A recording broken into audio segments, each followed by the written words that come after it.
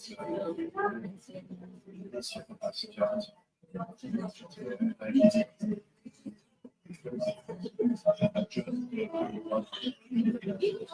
to be interactions.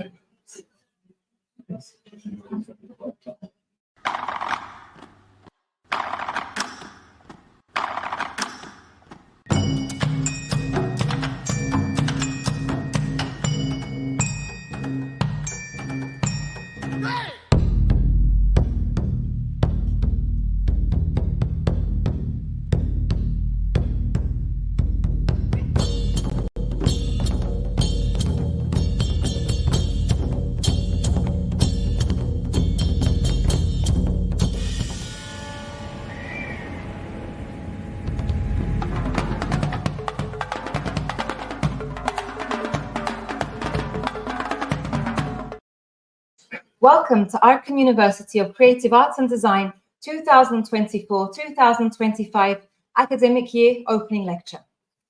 Firstly, I would like to welcome to the stage our rector, Professor Dr. Arkin Bertnard, to the stage to deliver his speech.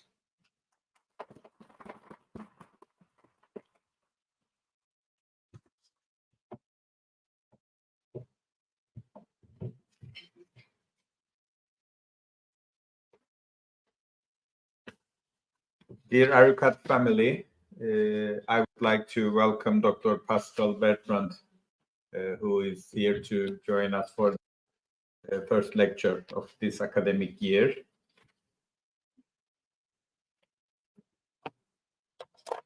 This year we have selected certain courses students to join us because, as you know, we are growing in numbers and it's not possible to have all of our students with us in this room. So we have tried to select the architecture and interior architecture students to join us to listen to Dr. Bernard's first speech today.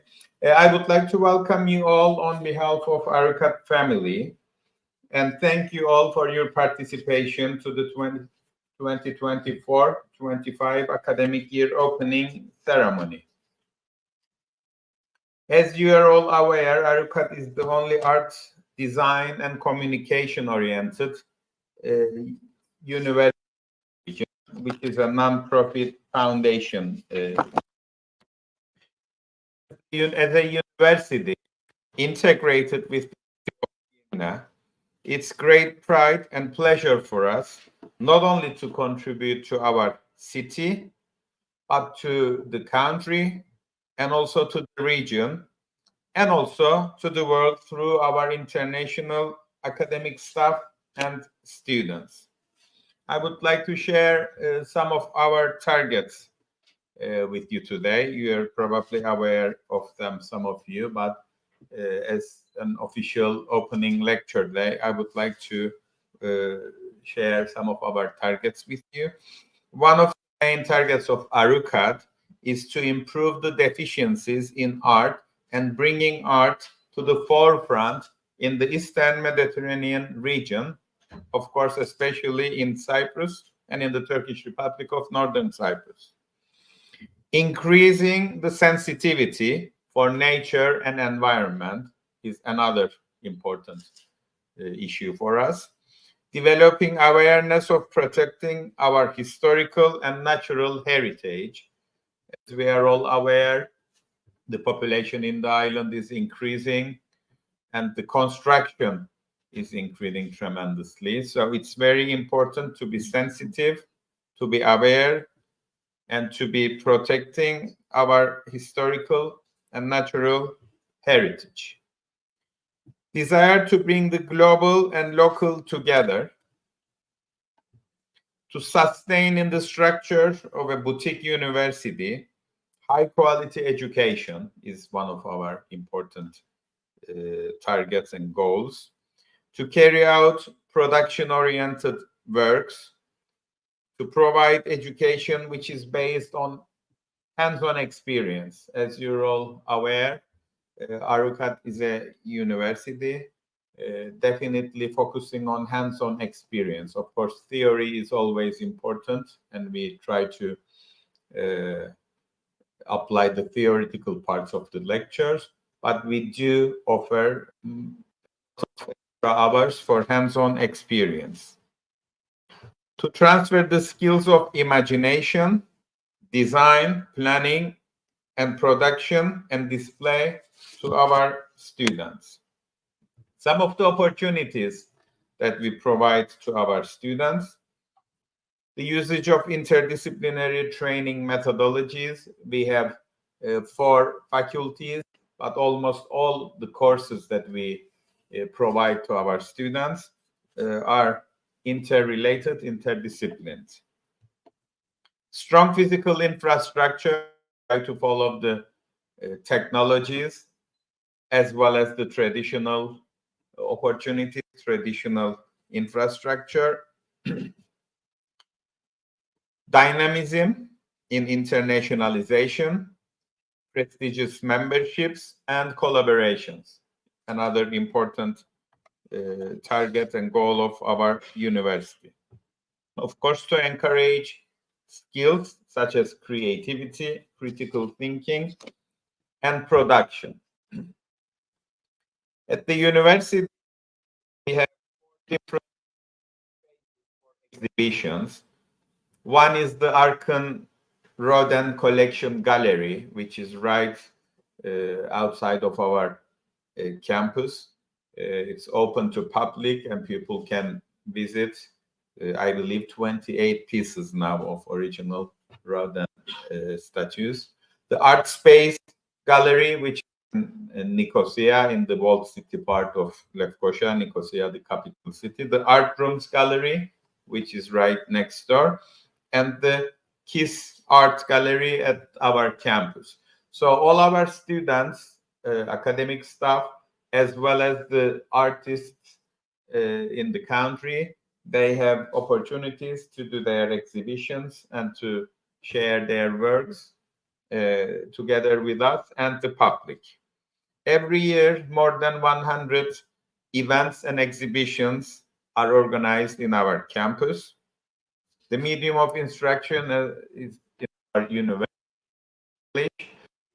For 2 programs which are all in English. And I'm proud to announce with you the registration period is almost over. And at the moment, we have students coming from 55 different countries. We have signed agreements recently with different universities from different parts of the world. We have exchange programs with very prestigious institutions. One of them is ESAIL from Lyon, France, who's Dr. Bertnard going to be sharing some of the information about the university with us, I hope, as well. Another one is Domus Academy, Milan, Italy. Another one is the Azerbaijan Art University in Baku. And another one is Greenwich University in Pakistan. We do have exchange opportunities with all these institutions. Of course, we have different agreements with a lot of other universities, but these universities do provide opportunities for our students if they want to do study abroad. I would like to share some developments with you all from the day we started in 2018 to this year, 2024. We started out 6 years ago with 3 faculties and 5 undergraduate departments, recognized by the Higher Education Council of North Cyprus and the Ministry of Education, North Cyprus. Today, we have 4 faculties, 28 departments, programs in bachelor degree, master degree, and PhD level. So we have gone up from 5 to 28 different programs in 6 years. We started out with 33 academicians. At the moment, we have 84 academicians in our family. We started out with 35 students. And this year, up to this day, we are about 1,300 students, which is still not our target. As you're all aware, our target is to be around 1,800, but gradually, slowly, we are going towards our target. This year, our population is 1,300 students. We had 5 ateliers, 5 studios, and 3 laboratories when we started. At the moment, we have 17 ateliers, 25 studios, 10 laboratories, and 2 stages. Within our academic staff, I said 84 academics, we have 15 professors teaching at our universities, 4 associate professors, and 42 faculty members with PhD. Also 20 lecturers with a lot of experience are teaching in our university. These figures are the indicators that we, on behalf of our university, have always taken our responsibility since the day ARUCAD was founded. Dear students, we invited you to join our university and ARUCAD family with the motto, "You are at the place where your dreams will come true." And needless to say, we welcomed you with this belief. At Arkin University of Creative Arts and Design, we provide our students with the opportunity to further develop their talents, be successful, creative, and bring a real difference to our society. In our ateliers, studios, and laboratories, which are equipped with the state-of-art latest technologies, we provide you all with the creative environment you need to have the experience of learning while producing and discover your talents. ARUCAD is the university where you will discover your creativity and enable you to realize your dreams. We will continue to support you throughout your education at ARUCAD so that you can achieve your goals and realize your dreams. On behalf of the ARUCAD family, we are always well aware of ARUCAD's mission, vision, and responsibilities, and act with the awareness, carrying out contemporary practices to achieve the institutional goals and improving the education provided to our students.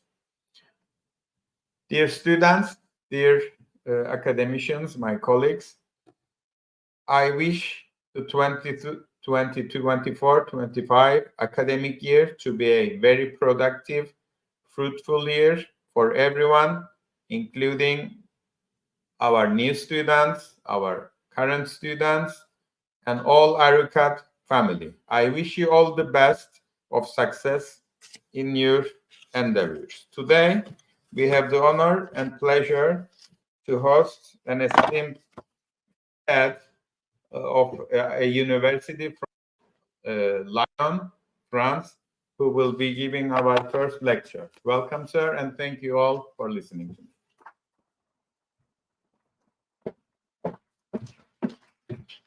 Thank you to our rector for his speech.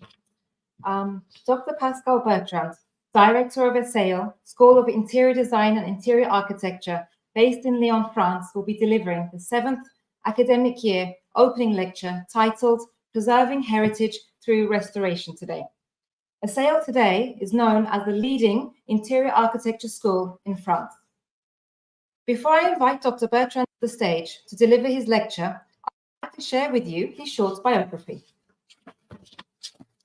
Dr. Pascal Bertrand is a French architect and philosopher. He graduated as a government-certified architect from the National School of Architecture and Landscape of Lille in 1984, and later earned an Advanced Diploma in Philosophy Aesthetics from Paris-Sorbonne in 1987. He worked with renowned architects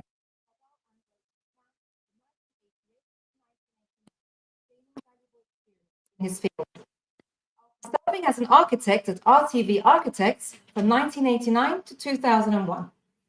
Since 2001, he has been a director of ESAIL, where he has contributed significantly to architectural education, mentoring young architects and designers.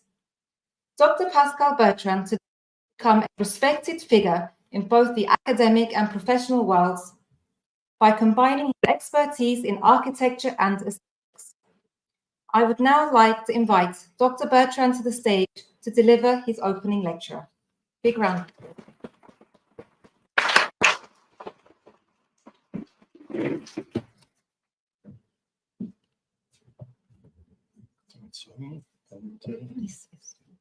Next slide.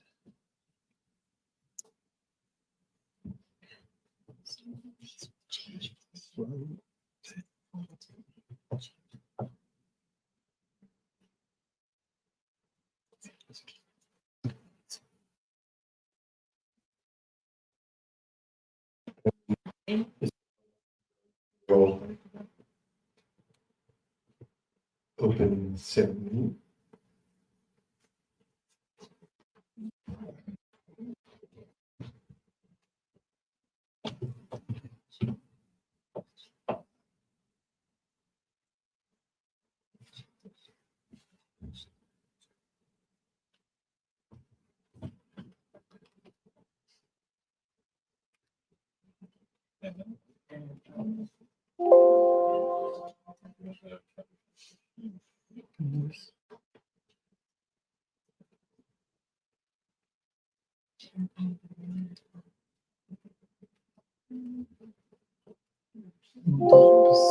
Anlamadım. Buradan hocam. Burada.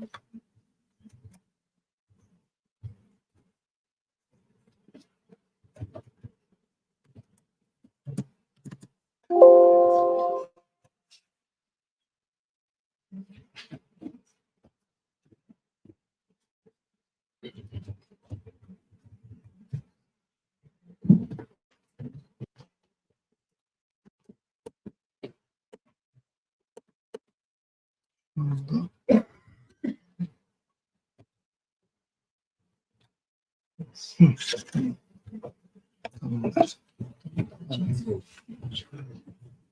Which button? This one. Okay. So thank you for the invitation. I will try to share with you some works we did in the school. So we, around 5 years ago, we started publications about the topic of restoration of old buildings. So it's on the topic of the reuse of buildings. So to restore it and to introduce in these old buildings the new functions, so they can be useful again for the society. So it's a topic important nowadays because we have a lot of old buildings all around the globe, and if we want to preserve the planet, we have to, in that case, it is an opportunity to preserve materiality, energy, the topic for the future, again, if we want to preserve the planet. And so we did 11 publications on different case studies. It could be in France or it could be in other countries.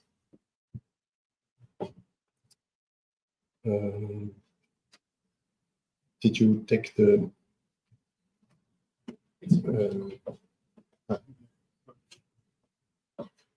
next? So the first example is in Paris.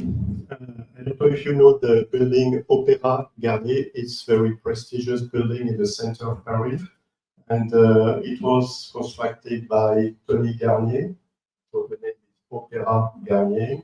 And it's a big building. And of course, it's a lot of constraints. You cannot do what you want inside. And so the idea was to introduce in the Opéra Garnier a restaurant. And the question was where to put in the building a restaurant. And you had this place, as you can see here, with a lot of columns. And it was not a closed place. You had no windows around on the facade. And in the past, this was a place for privileged audience members with a horse-drawn carriage, and they could get there direct and discreet entrance to the opera. So, of course, this function was not anymore useful with the cars, and it was a storage area, in fact. And the direction of the opera had the idea to use this place to put the new function of the restaurant. And you have here the view of the arcade, and you have here the view inside the opera of the magnificent stair, which is the way people are using to get the big room. And in that case of buildings, you have a lot of people who are asking you many rules. And one of these rules, I will not explain here all the rules, it will take too much time. But one of these rules was to have to preserve the transparency in between columns. And so for the architect who won the competition, it was a challenge.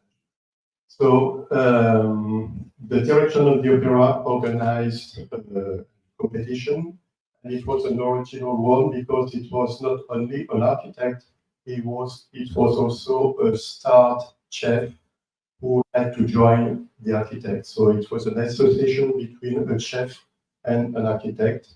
And Odile, who is a French architect, won the competition, and she did the project.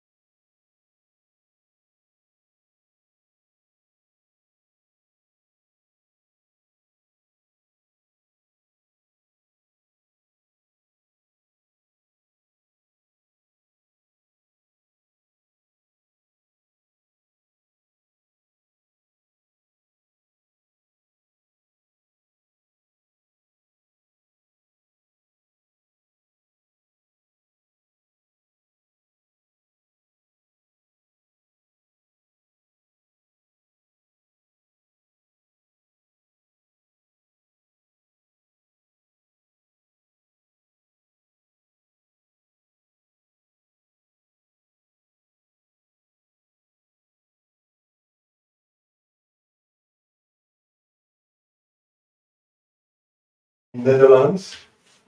On the left, a project in a small village, and on the right, a project in Utrecht. And it's about churches. We have a lot of churches who are not anymore used as a religious space. And the question is how to reuse churches. And both cases are small churches, so the scale is adaptable to residents. First one, you have a view about the past situation, so very common church. And it was not anymore used as a religious church till a long time. It was used as for social purpose. And some years ago, a couple, the man is an architect, bought this house to make his residence. And that's the situation.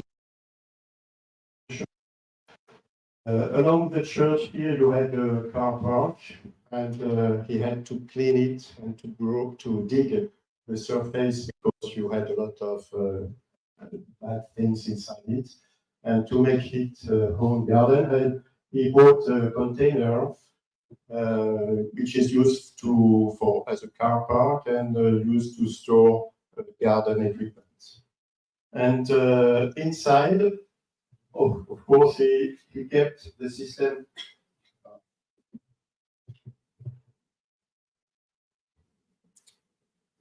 He kept the system of entrance. So the entrance is here. And the main idea was to put inside the nave of the church a stair with two walls, which can separate the kitchen here and the living room and dining room here. And here is his office to work for his job. And here you have bathrooms and things.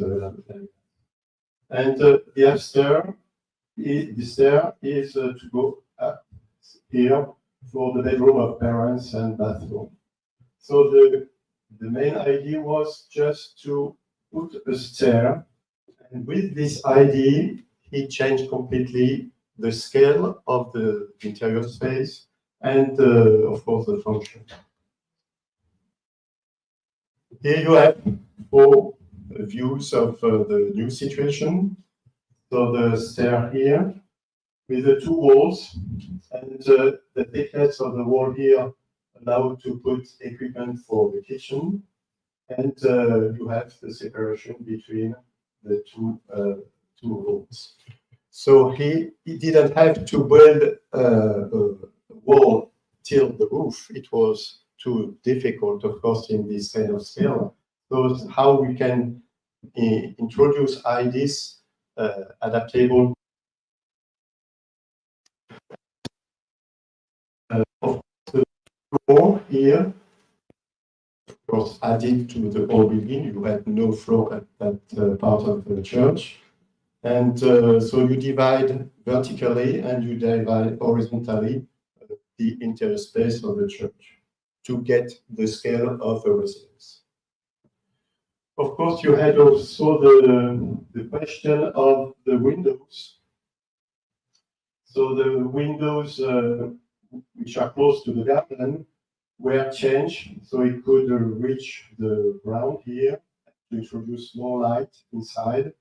And the specific glass for churches was kept here, but was changed here to get again more lights. Another case study of church. It's a very strange one because, of course, again, the same story. The church was not anymore used as a religious space. And the first buyer was a man who was in business. And he used the church as a workspace with a showroom. So he needed to build a mezzanine inside the church. So he used a metallic structure which occupied the center of the church without consideration for aesthetic of the church. It was very brutal introduction.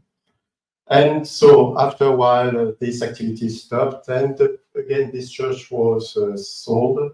And it was a man who bought this church, and he wanted again to do it for his residents.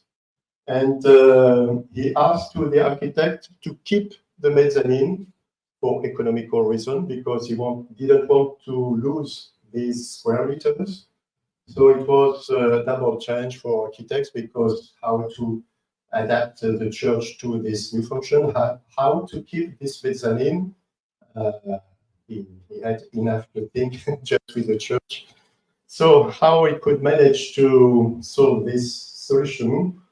You have here different views of the space inside. So in fact, the mezzanine is behind these walls. He could cut some square meters to sculpt, to have a kind of sculpture inside the space. And you don't see anymore the mezzanine, in fact. That mezzanine is behind. And of course, it's the white color now to have the unity of the space. And you see the different functions of the residence. So the dining room, which is here, it could open more largely the windows. And the kitchen is just here. And after, on the in the entrance, you have this space to welcome people. And above, you have the living room, which is very huge. And at that table, you have the light of the windows. So it can give you an idea of how to change the church to a residence. I go further to another project. We are in the Portugal, in Moura. Moura is a small village around Lisbon. And you had this old railway station. Again, the activity of the station ended. And the question for the Council of Moura was what to do with this railway. And people were very attached to this railway station, because a lot of people, inhabitants of Moura, were using this railway, and they wanted to keep it. They didn't want to destroy it. But what to do with this building? So the idea was to do a cultural center with different functions. And again, they organized an international competition. And this competition was won by CBDB Architectos. And they did this project. So, in fact, you have the passenger railway station here. You have a warehouse station to store different products. And you have a new building here, the extension, west side extension. And you have another extension here, east side. So for the ID, the platform is here, the old platform is here. And of course, all the infrastructure of the railway was put away. And the idea was to put the new buildings in the same system as the old buildings. So they are along the railway. And some words more. Sorry if it is a little bit small, that the transformation of the passenger station was in fact very not easy to do, but very efficient. This building was divided in 3 parts. So the central part with an upper level and 2 other parts on the side. And you had walls to separate these 3 buildings. And the architect did only one thing: to cut the wall here, and the wall here, to make the buildings very long. And then you change the scale of the building. So you have a fluidity, an horizontal fluidity, and you have also vertical fluidity. And just this principle would completely change the interior space. So with this view, you see the two old buildings, the two new buildings. And so that's the passenger railway station. And you see this fluidity, this vertical fluidity. And the program it put inside is a library on the ground level. It's internet space on the upper level. And they use only one material, which is wood. So all the old part of the building is painted in white, and the new introduction are made of wood. So it's very clear and visible. You make visible what you put new inside the building. And that idea was, I can say just with a few words about the warehouse station. It was an empty space to facilitate the storage of things, and it is used as a workshop for educational, to educate children, to make exposition.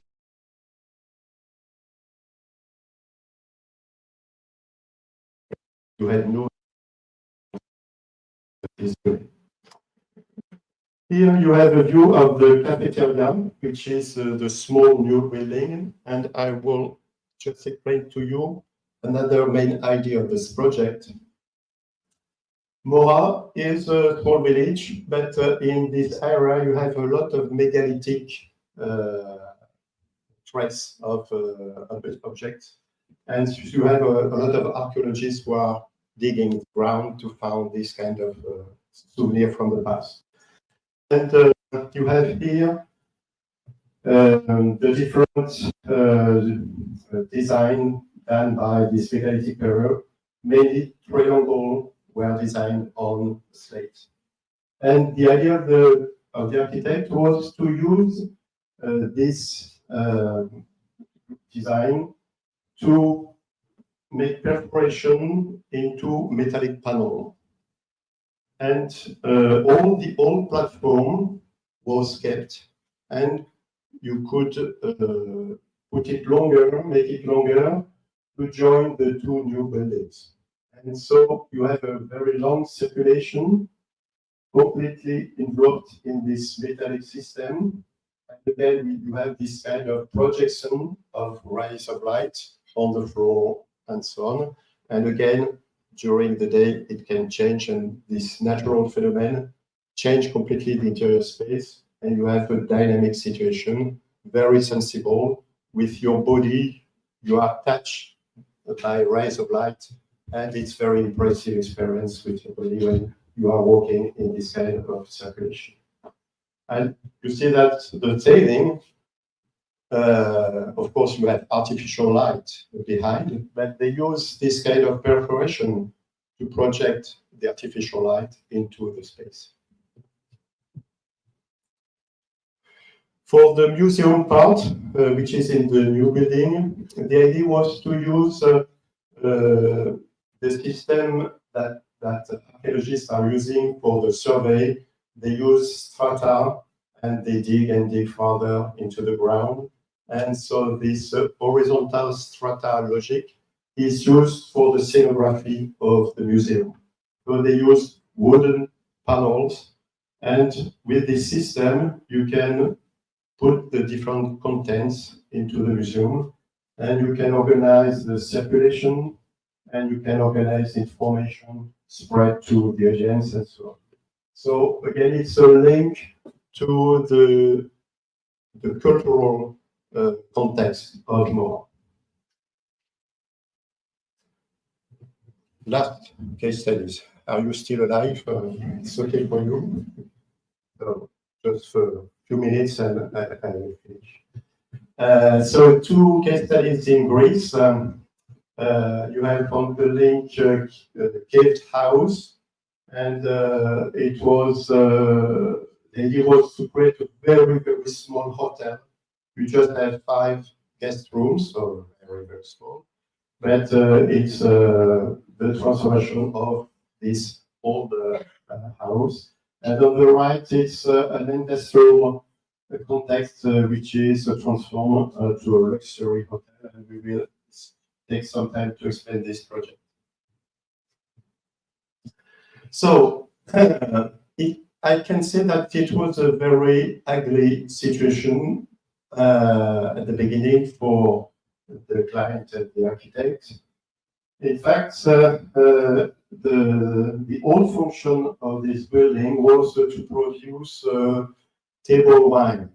So the idea was at that time to construct a building close to the sea, so the wine produced is directly put into the tank inside a boat. So there is no bottles. You just throw the wine as it is a table wine.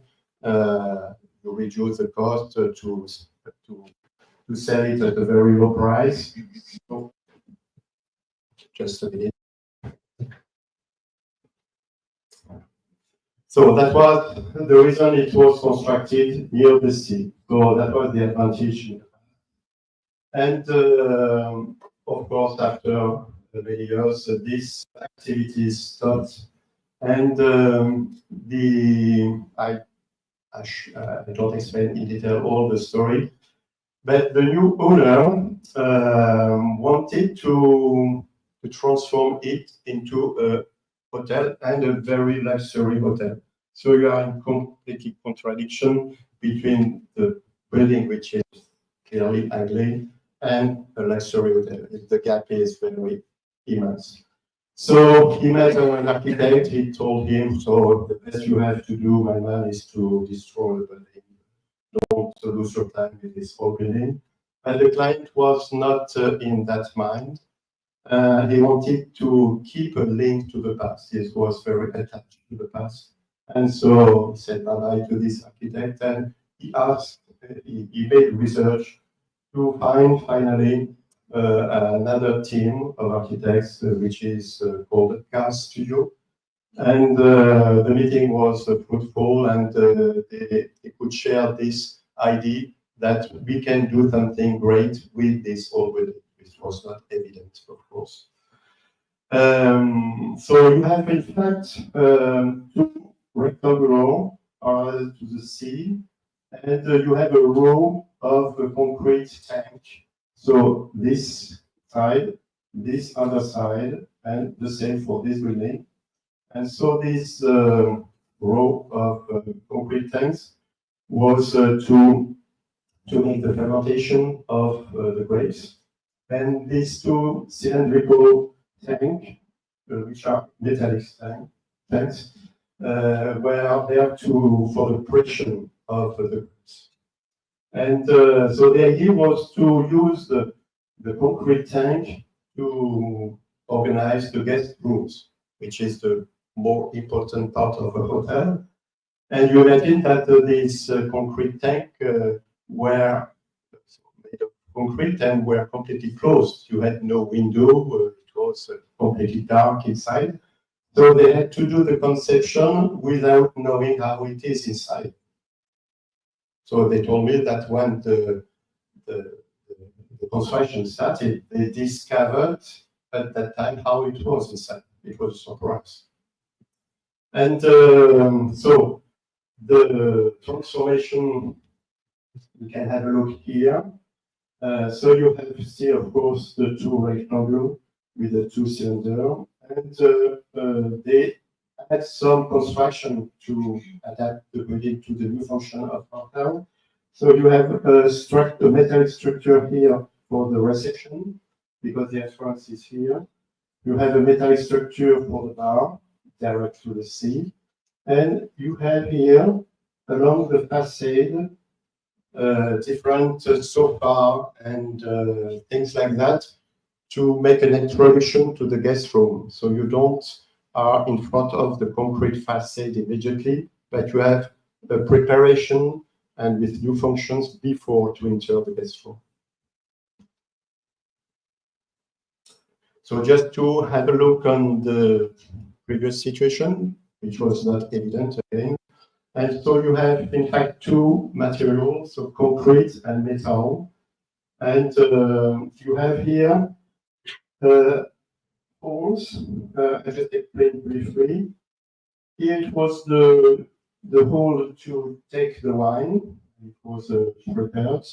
Here you have the hole where you could introduce some, I don't know the word in English, to clean the floor inside the tank.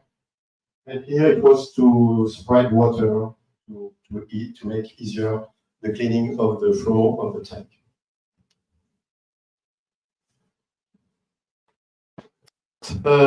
Some photos of the situation during the construction. Of course, they had to cut away some concrete blocks to have the different windows. And as you can see here, when you enter the hotel, you have this block, this concrete block with the holes that you can recognize. And in fact, it's not considered as a rubbish. It's considered as a culture. It's considered as the advancement of the. So the step, the block concrete, is completely changed due to the process of conception. You see this, it was done before to test the solidity of the concrete. And it is not rubbish. It is used for cables. You see these kind of stepping stones. In fact, it's again concrete block that are used for stepping stones. So all over the parts of the project, they really take attention to reuse all the material put inside the old building. So they didn't want to put all these things in rubbish. So here you have again a drawing, very efficient to explain the project. So you have the final result here. And the step, they had to put holes inside the concrete. The different added structure around the two rectangles, and the work on the ground to make circulation and so on.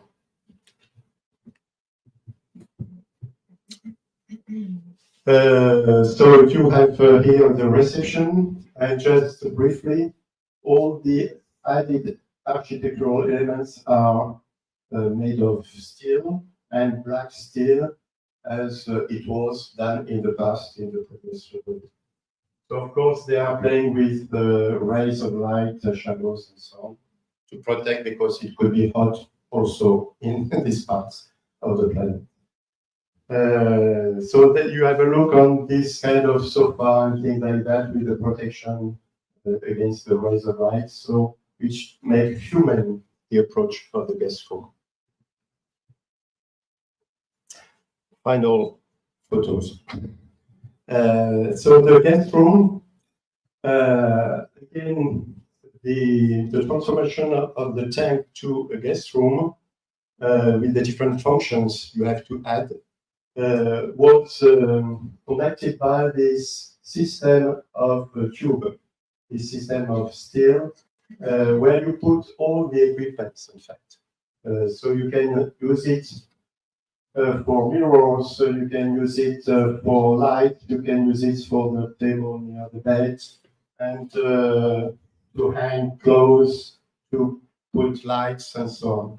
So the concept is I don't touch the wall, I just add this metallic structure to adapt the tank to the function of the room. And on the top of that, I was saying at the beginning that they didn't know how it was inside the tank, of course, which was a surprise. And yet you could see these things on the wall, which are due to the chemical activity of the wine during the fermentation. And you have different design. I don't know how we can qualify these kind of things, but they decided it will be the decoration of the guest room. I keep the trace of the history of this tank to make the link to the past. So that was, again, a process of conception which take into account all the story of the building.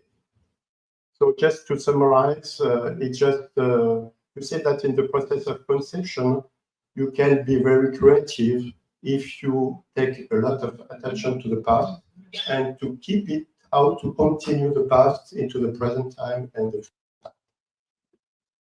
So just to say just 2 words about the school. So that's the building.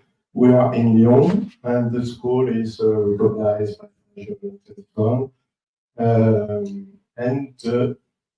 you may have some architectural projects done in Lyon by famous architects like Le Corbusier or Jean Nouvel and so on, Paris-Sorbonne.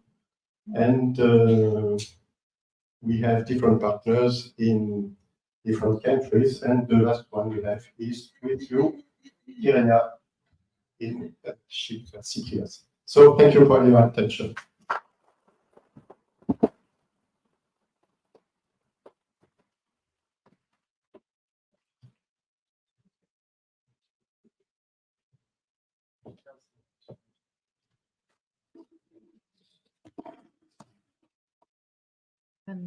Thank you, Dr. Bertrand, for an inspiring opening. I think everyone at some point was inspired by the case studies that you've shown us. So it's very much appreciated. In honor of today's event, I would like to invite back to the stage our rector, Professor Dr. Asim Vehbi, to present Dr. Bertrand with his appreciation certificate. So please, again, welcome to the stage.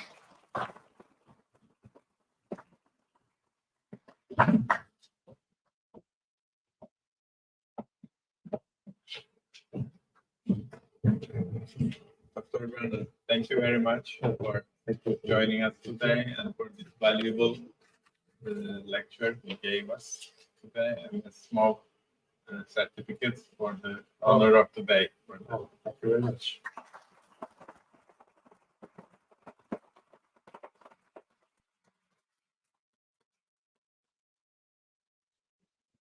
Thank you. Thank you. Thank you. Thank you.